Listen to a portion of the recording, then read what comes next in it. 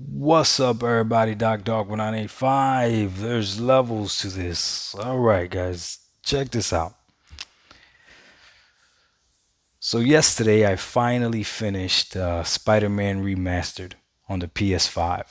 I live streamed it. I was playing on Twitch. Come follow me on Twitch if you want to see me playing games.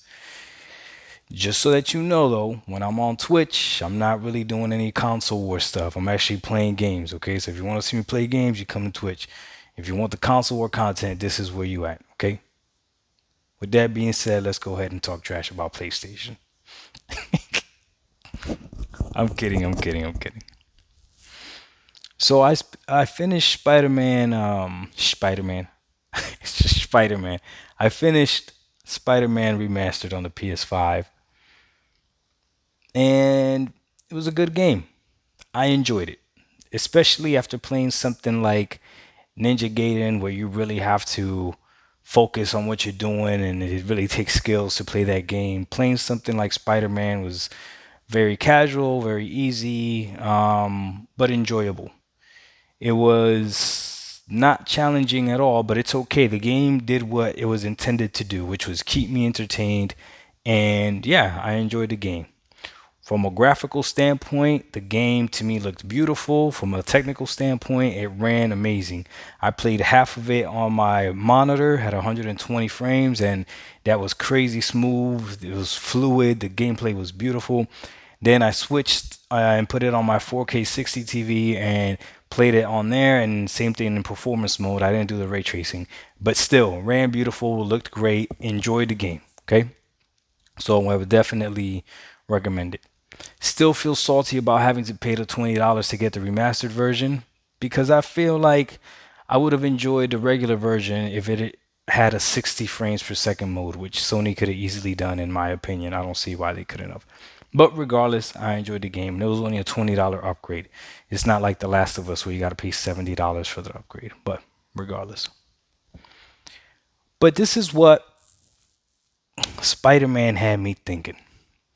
Because Spider Man Remastered also dropped on PC, and it's doing okay. Right? It's not selling as much as God of War did, but obviously God of War, I mean, we can argue God of War is bigger than Spider-Man, right? So as far as video games go, but it's still doing something. And regardless, Sony is making more money, right? So Sony putting their games on this platform, on the PC platform, is making more money. Now,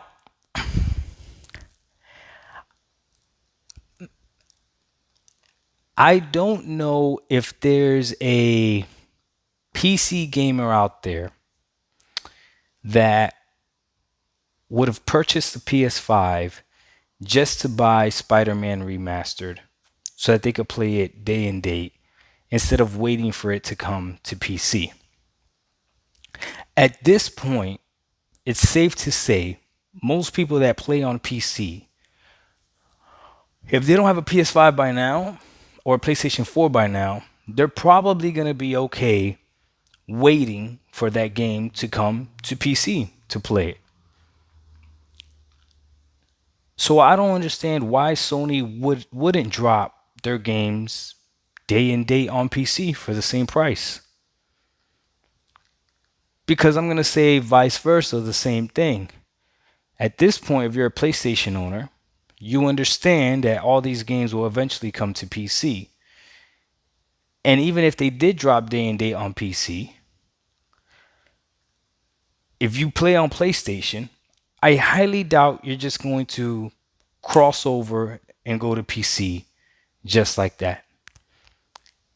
And as I was thinking about this, I really saw why this whole Activision thing, Call of Duty thing is BS.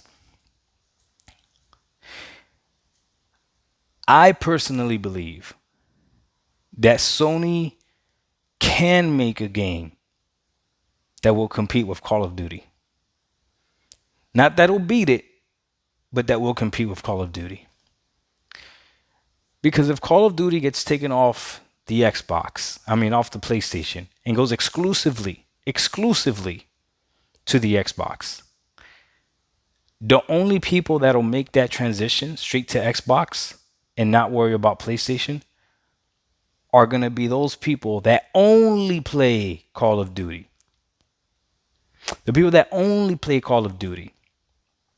Because what both these systems have done, the PlayStation and Microsoft, is they have enticed you to joining into their ecosystem. And the Sony fan base, credit to them, props to them, are really big on completing their games. They're really big on getting these trophies, are really big on building up their accolades.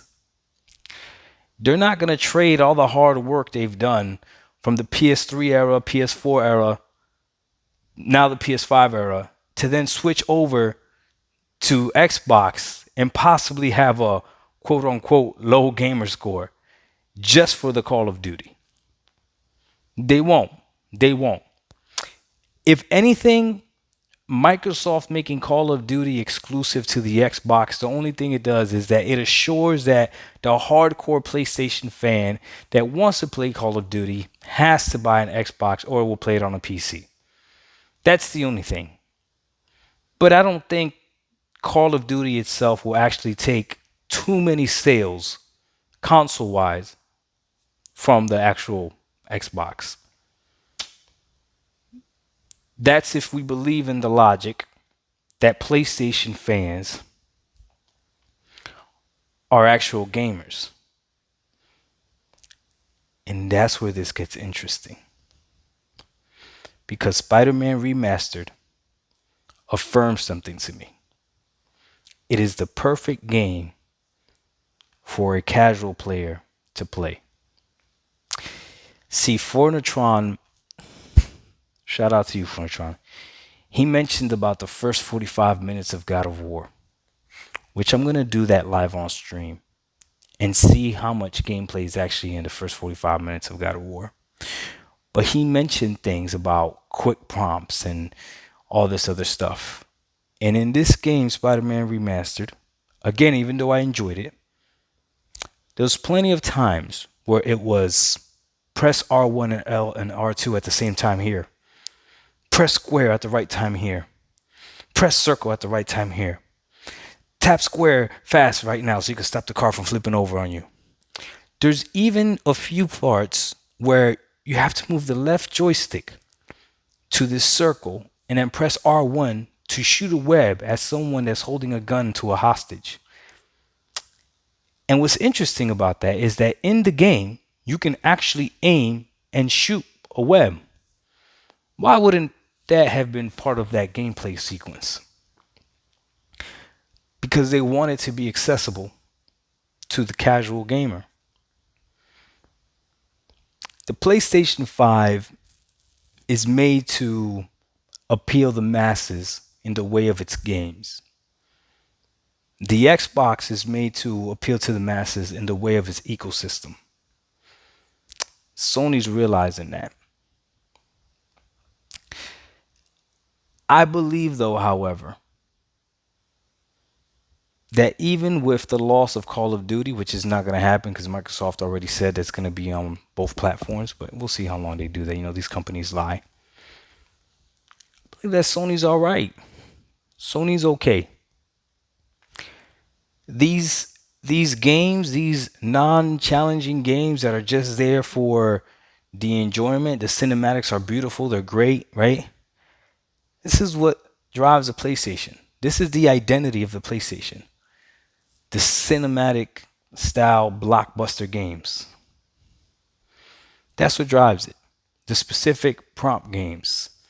Forbidden West, you got an amazing thing like the grapple. You could only use it in specific spots. Makes it easier for the gamer.